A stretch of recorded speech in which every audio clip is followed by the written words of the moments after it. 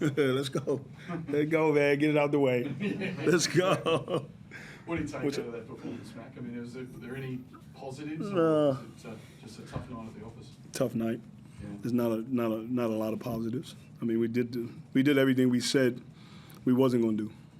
Couldn't deal. We struggled with their pressure, man. Like right now they easily playing the best basketball in the league, and their pressure like really sped us up, turned us over, and we struggled with it.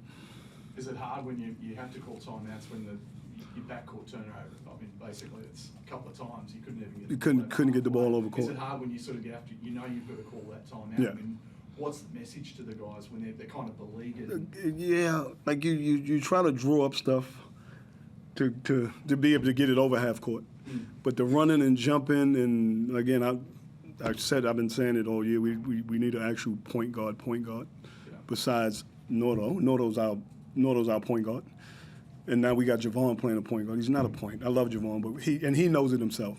Yeah. You actually need somebody that can control the game. Yeah. Somebody that can run your team. But it's hard, like, dribble right into the corner, they trapping you. And again, they was relentless, man, and we struggled with the relentlessness. You know what I mean? And try to drop it in the tie. They doubling, and I think it's a respect to Tyrell that they got to actually double you. Yeah. You know what I mean? And whether he understands that, he needs to start, because that's what's going to happen. Yeah. Ain't nobody going to just let you play one-on-one. He's had some great games for you, but obviously you think that was a good learning experience for him. Absolutely. To understand you to take that next step and go to that. He's got to be able to, again, you got to be able to, we got to help him too. Yeah. Like, we drew up stuff that when they do double you, just somebody actually just go to the basket. Yeah. All we did was sit around the perimeter. Yeah. You know what I mean? And we can't hit shots. It was like I said, it was always going to be tough. We down on bodies. Dukas can't, like, he done his toe, so he can't play the rest of the game. Tane is out. Again, we got Maldonado coming in, another guy that can carry the ball. Like, he can get us in some stuff. And we settled for jumpers to start the game. All we did was shoot jump shots. Like, nobody was getting on the rim. Yeah. Again, the one thing they do well is attack the rim. And they're attacking the rim, and we fouling them and putting them on the line. Yeah. So, it's tough out, man. Yeah. I know that it's you're in that kind of mathematical zone, right? Of playing that everybody's still in it. Yeah. Because of where kind of the way the league is. Right? Yeah. But is it? I mean, are the guys understanding that message? And are you still? I think they understand. Yeah. But it's easy to understand and then go out and take care of business. Yeah. You know what I mean? Like, it's easy for me to say it, and I'm gonna continue to say it. We're not out until we're out. Like I said, we get another player coming in who I think can help us. But it's going to come to a point where we got to worry about what everybody else is doing. And, but for us, we got to take care of our own business. And wherever the chips fall, they fall. If we get in, we get in. If we don't, at least we tried. Darryl, what time today did you learn that Hunter couldn't play for you tonight? At about 6 o'clock. Right. Yeah. Is it a visa issue? To be honest, I have no idea. It's a whole bunch of issues. Visas, clearances. Right. It's a bunch of stuff. But our guys are back home. They're working tirelessly trying to get it done. But we would have loved to have them. And, again, we back up. We got Perth coming up on Thursday. Yeah. Given all the hard work don't get no easy. For today, you'd expect to be right for Perth, right, in a couple of days. Who's that? Hunter Maldonado. I hope so. Yeah. I'm praying, man.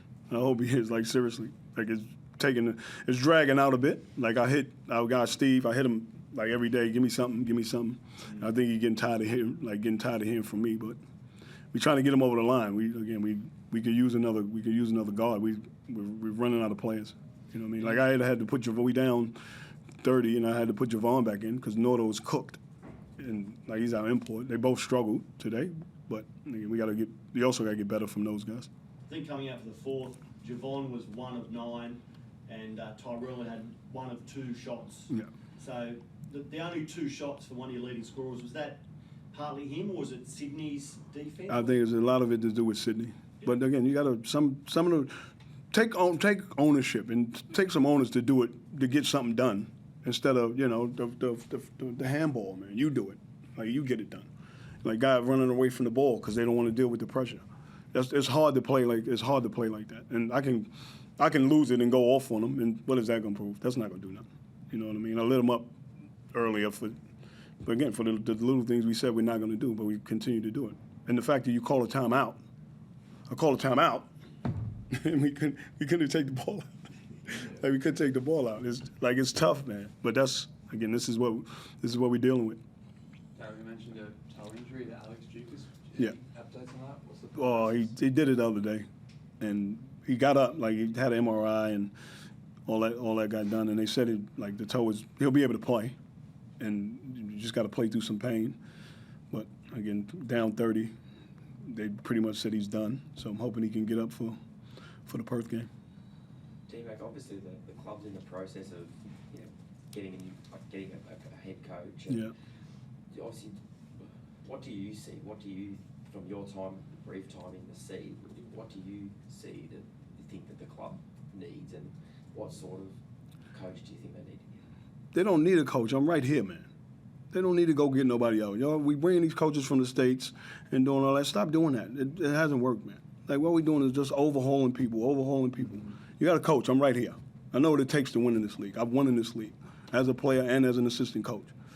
Right? If you feel a need, you have to go get somebody. Okay, understandable. The club needs stability. It's the one thing we haven't had. Like, haven't had stability. Haven't had no continuity. It's over and over and over and over. But again, Have you spoken with Jason Levy and I haven't spoken to Jason. I'm honestly trying to get on a call with him. Yeah. But it's hard. y'all don't want me to start, man. Like it's a tough situation. Yeah. And again, I understand. Like Mal told me, and I called Mal the other day, Yeah.